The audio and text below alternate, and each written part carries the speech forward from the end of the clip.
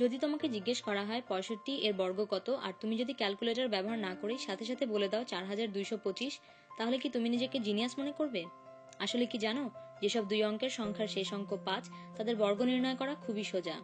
যেমন 65 এর কথাই চিন্তা করে দেখো, এর বর্গের শেষ দুই অঙ্ক সবসময় 25, আর প্রথম দুই অঙ্ক হচ্ছে 6 এবং 6 এর পরবর্তী অঙ্ক 7 এর গুণফল 42। আরেকটা উদাহরণ দেখো, 35 এর বর্গ। তুমি যেহেতু এখন নিয়মটা জানো, তাহলে বুঝতেই পারছো প্রথম দুই অঙ্ক হবে 12 এবং শেষ দুই অঙ্ক 25, অর্থাৎ 1225। মজার, তাই না? এরকম ভাবে তুমি 15, 25, 35, 45, 55, 65, 75, 85, 95 এদের বর্গ নিমিষেই নির্ণয় করতে পারবে। নিয়মটা জেনে যাবার পরে কি দুই অঙ্কের এমন সংখ্যার বর্গ নির্ণয় করা খুবই সাধারণ মনে হচ্ছে? আচ্ছা, তাহলে চলো একটু কঠিন কিছু শিখি। ছোটবেলায় যখন নামতা মুখস্থ করতে হতো, তখন আমার সবচেয়ে প্রিয় নামতা ছিল 10-এর। ঠিক তার পরের প্রিয় নামতা ছিল 11-এর। 11 দিয়ে 10 পর্যন্ত যে কোনো সংখ্যাকে গুণ করে গুণফল সহজেই বলে দেওয়া যায়। কিন্তু 10 থেকে বাড়িয়ে যদি বলা হয় 34কে 11 দিয়ে গুণ করলে কত হয়, তাহলে কি মুখে মুখে হিসাব করে বলতে পারবে? আমি কিন্তু পারবো। 34 গুণ 11 এর ফলাফল হবে 374। আমি কোনো ক্যালকুলেটর ব্যবহার করিনি, সত্যি বলছি। তোমাকে শিখিয়ে দিলে তখন তুমিও বলবে এত সোজা। তাহলে খেয়াল করো আমি কিভাবে হিসাব করলাম।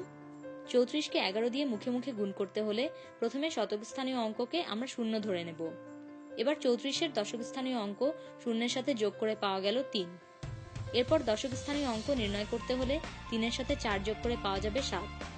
সবশেষে একক স্থানীয় অঙ্ক 4 সরাসরি একক স্থানে থাকবে। তাহলে কত হলো? 374। এবারে চলো দুই অঙ্ক থেকে আমরা 5 অঙ্কে হিসাব করি। যেমন ধরো 36,234কে 11 দিয়ে গুণ করলে কত হবে। ধীরে ধীরে আগের নিয়ম অনুসরণ করি। লক্ষ্যস্থানীয় অঙ্কে 0 লিখছি, তার সাথে 3 যোগ করে পেলাম 3। তারপর অযুত স্থানীয় অঙ্কে 3 যোগ 6 অর্থাৎ 9। তারপর সহস্রস্থানীয় অঙ্কে 6 এবং 2 এর যোগফল 8। শতক স্থানীয় অঙ্কে 2 এবং 3 এর যোগফল 5। এরপর দশক স্থানীয় অঙ্কে 3 এবং 4 এর যোগফল 7। সবশেষে একক স্থানীয় অঙ্ক 4 সরাসরি 4। তাহলে গুণফল কত হলো? 3,98,574। নিজেকে জিনিয়াস মনে হচ্ছে?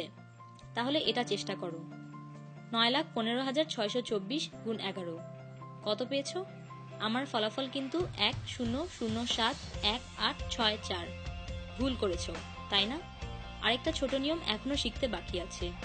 স্বাভাবিক নিয়মেই শুরু করে আমরা যখন দেখব দুইটি অঙ্কের যোগফল 9 এর বেশি হচ্ছে, তখন পূর্ববর্তী স্থানের অঙ্কের সাথে 1 যোগ করতে হবে। যেমন এক্ষেত্রে নিযুত স্থানে 0 যোগ 9 হচ্ছে 9, কিন্তু এটা আমরা এখনই লিখছি না। লক্ষ্যস্থানীয় অঙ্কের হিসাব করে তারপর লিখব। তাহলে লক্ষ্যস্থানীয় অঙ্কের জন্য 9 যোগ 1 অর্থাৎ 10, যা 9 এর চেয়ে বড়। তাহলে নিযুত স্থানীয় অঙ্ক 9 এর পরিবর্তে 10 হচ্ছে। হ্যাঁ, 1 বাড়িয়ে দিতে হবে। এবার অযুত স্থানীয় অঙ্কের জন্য 1 যোগ 5 হলো 6, যা 9 এর বেশি নয়, অর্থাৎ লক্ষ্যস্থানীয় অঙ্ক শূন্যই থাকছে। সহস্রস্থানীয় অঙ্কের জন্য 5 যোগ 6 হলো 11, যা 9 এর চেয়ে বেশি। তাহলে অযুত স্থানীয় অঙ্ক হবে 6 এর পরিবর্তে 7। এবার শতক স্থানীয় অঙ্কের 6 আর 2 এর যোগফল 8, যা 9 এর বেশি নয়। তাহলে সহস্রস্থানীয় অঙ্ক 5 আর 6 এর যোগফলে 11 এর একক স্থানীয় অঙ্ক একই থাকছে। এরপর দশক স্থানে 2 যোগ 4 হলো 6, যা 9 এর চেয়ে কম, অর্থাৎ শতক স্থানে 8। এভাবে দশক স্থানে 6 এবং একক স্থানে 4।